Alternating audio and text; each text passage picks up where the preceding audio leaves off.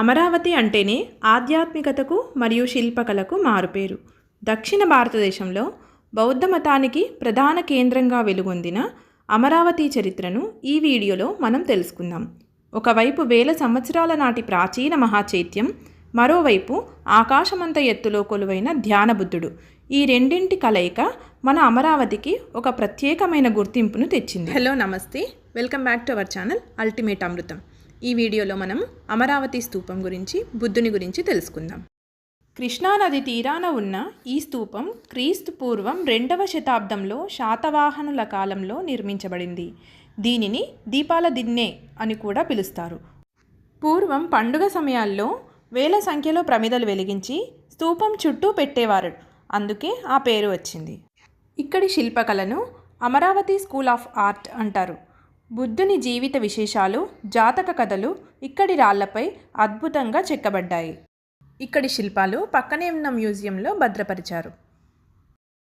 ఇక్కడి శిల్పాలు లండన్లోని బ్రిటిష్ మ్యూజియంలో కూడా ప్రదర్శనలో ఉన్నాయి. వాటిని అమరావతి మార్బుల్స్ అని పిలుస్తారు.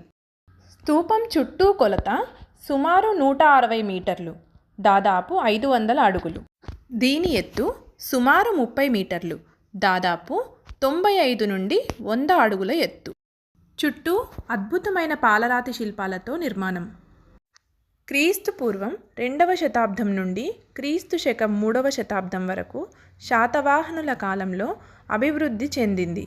స్తూపం చుట్టూ భక్తులు తిరగడానికి వీలుగా ఎత్తైన వేదిక మరియు దాని చుట్టూ అందమైన రైలింగ్స్ కూడా నిర్మించారు.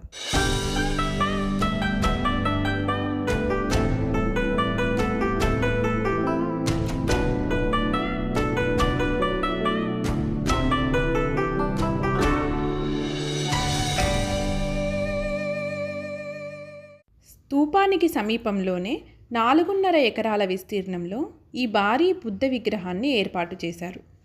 ఇది 125 అడుగుల ఎత్తు కలిగి ప్రపంచంలోనే ఎత్తైన బుద్ధ విగ్రహాలలో ఒకటిగా నిలిచింది. బుద్ధుడు తానే స్వయంగా అమరావతికి వచ్చి కాలచక్ర ఉపదేశం చేశారని బౌద్ధ గ్రంథాలు చెబుతున్నాయి.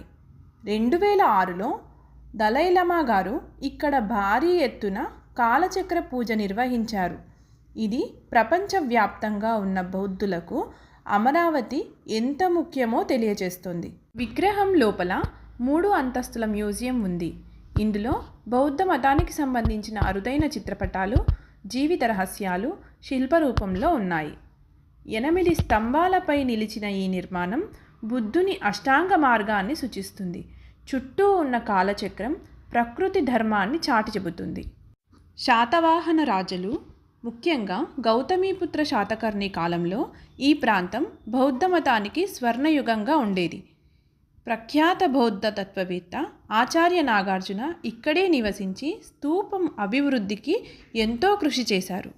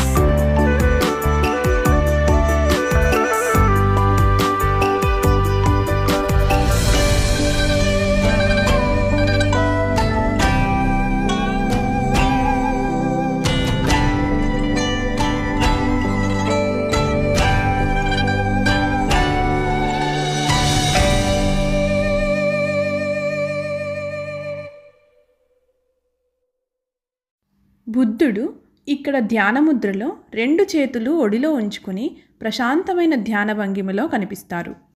కోపాన్ని ప్రేమతో, చెడును మంచితో జయించడమే నిజమైన ధర్మం. ప్రపంచాన్ని గెలవాలంటే యుద్ధం అవసరం లేదు. నీ మనసును నువ్వు గెలిస్తే చాలు. రోజు కాసేపు ధ్యానం చేయండి. మీ మనసును మీ అదుపులో ఉంచుకోండి. మీలో ఎంతమంది ధ్యానం చేస్తున్నారు?